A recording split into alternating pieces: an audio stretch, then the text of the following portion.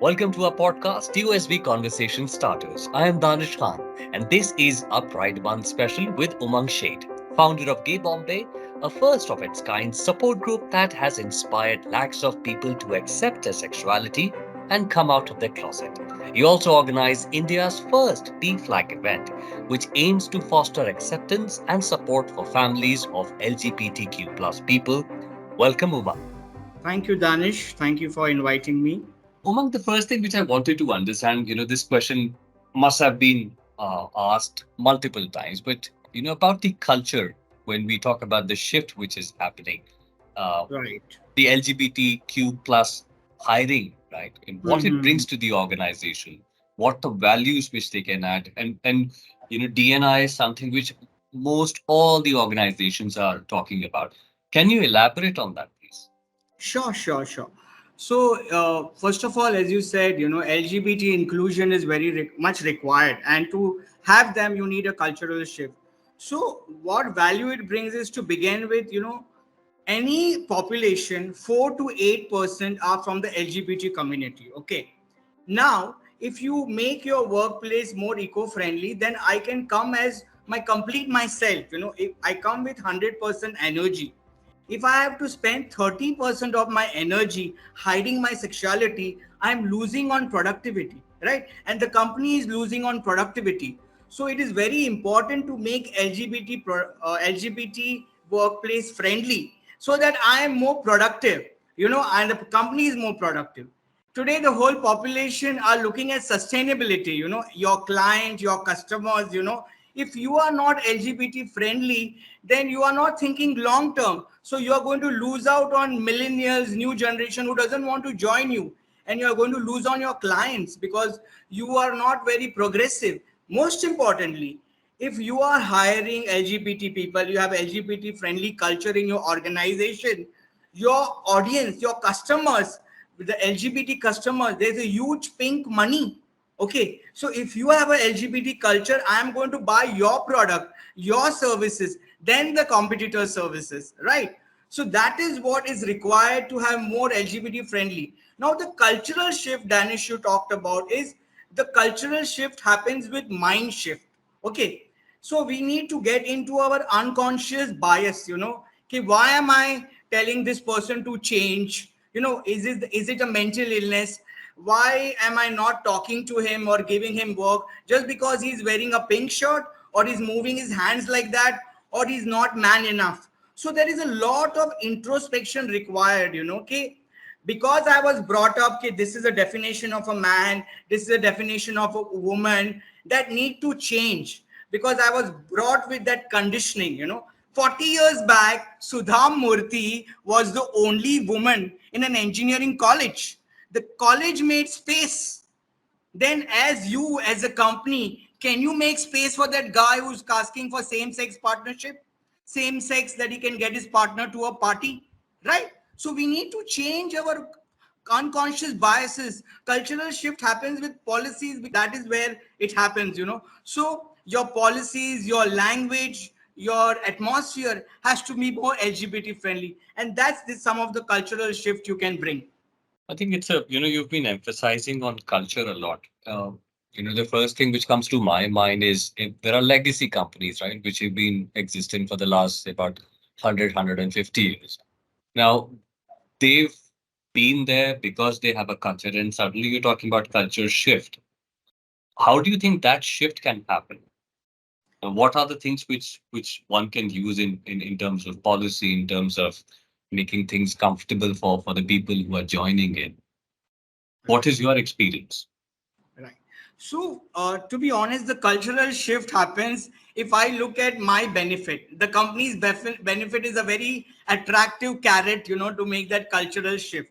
If you are giving me the way I can move my hands, wear my clothes, and be myself, if you are giving me a sense of belonging, I will give you a sense of ownership. I will work with a sense of ownership. So these are the motives to bring a cultural shift. Now other way, after that, what you need to do is we need to have more awareness programs.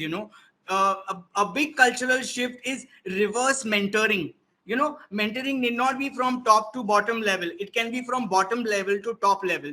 So the new generation, new employees, or the lower rung can talk to CEOs and top management and explain what is LGBT. There is no choice. You are born like that. The glossaries, lived experiences, the communication, all these can be a livid reverse mentoring can happen. Secondly, Rainbow Alliance, you can have more stigma shattering programs, awareness programs. All these things can happen to bring a cultural shift. And you were talking about, clothes, and you mentioned that a few times, but there are certain organizations or certain sectors where one needs to be dressed up in a certain way. How will you tackle something like that then? So it depends on I understand, but Hmm, then hmm. your policies can be gender neutral. Your all your communication can be gender neutral. You don't have to say, okay, my husband, wife. It can be spouse or partner. The lingo. So wherever it is possible, if you have a dress code, you can have a unisex dress code. You can have inclusive washrooms. So these things can happen. Yeah, but don't you feel this, when you talk about cultural shift, you're talking about reverse mentoring, acceptability. What are the tools which can be applied? If you can just One of elaborate on, yeah, Yeah, yeah, just a few tools absolutely. which you can elaborate on. Yeah. So one of the tools is to bring a rainbow alliance. You bring something called a you tie up with organization which are allies of LGBT community. They will come over and do kind of awareness program, stigma shattering program, removing closed mindset. The tools which you can apply is a lot of changes in the framework of organization. You can have lanyards, you can have flags over there, you can have tie-ups with people. Other thing is, the tools which you can do is association is association with pride people, LGBT groups, supporting them, having a policy of sustainability. These are the tools which you can bring in. Now, coming back, because you've worked with multiple organizations and you've dealt with them for a number of years, can you share a story with or your certain experiences which you've gone through and you saw a consistent change in an organization with your interaction or from your peers or from your uh, people who are in the same space? Because that would be something which would be very, what do I say, which will add color to the conversation to our Yeah, listeners. definitely, definitely. So I was doing a talk somewhere, and they were telling me that, a man and a woman is there. Why you need something like who's attracted to the same sex, or who can't, who has a fluid sexuality. So the idea is that first of all, uh, there was a friction between the employee and the management. Okay, you are not open minded, and the other people are and the management used to feel okay, this is a deviant behavior. So one of the example is to understand that anything in which is not in the norm, so called, it is not abnormality, it is in minority. So the idea is to understand that people are not abnormal or weird. They are different. They are not fitting into the image you have. I have an image of a man wearing a blue shirt, having a macho voice. That is the image I have of a man. But if I see a man having a feminine voice, moving his hands, he's not abnormal. He's not weird. He's not fitting of a stereotype definition of a male I have. So when I sit and explain that to that person, he understands. Now the other way, to the employee, when they feel they are harassed, they are being biased, or I mean, there is a lot of this discrimination happening or something. Of course, you need to fight for them, but also need to understand that the management and the person is not behaving because they are hating them. It is on their conditioning. They are brought up in this society by the Bollywood, by the environment, that a man has to be like that. He has to behave in a certain way. He's not exposed. So he's not hating you. He is just behaving the way he's conditioned to you. When you have this kind of understanding, then you can work towards harmony. Yeah. So if I quickly ask you, the last question for this podcast, that what are the three things an employer and an employee can do to make the workplace more inclusive? What would that be? See, one of the things, first of all, what I realize is that an employer should have a heart. All these policies and all are there in the paper. It's up to me whether to use it or not. I need to have a heart. I need to believe in humanity. I need to believe that there are all kinds of people. If I am accepting roses of all colors, why can't I accept people of all sexualities? People of all sexualities and all different kind of roses, they both are part of nature, right? So what my I'm telling an employer need to understand that I need to change. I need to accept people the way they are. They are not going to change. So that kind of a shift an employer needs to bring. An employee need to be more compassionate and harmony, because the person who's addressing is not insulting you or misbehaving. He's ignorant.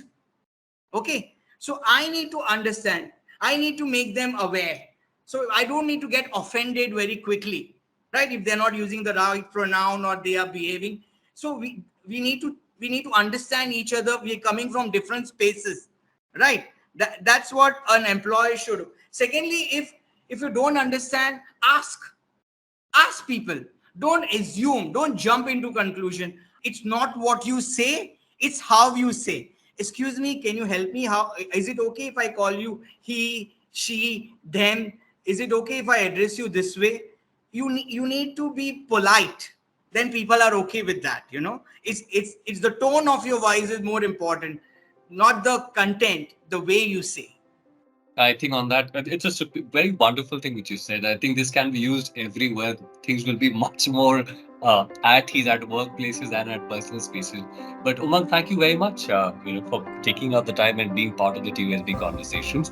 And the, multiple things which you talked about. I've noted that now you talked about culture, mind shift, the unconscious bias, the clothes, the reverse mentoring, and most importantly, it's all about asking. Just simply ask in a polite manner.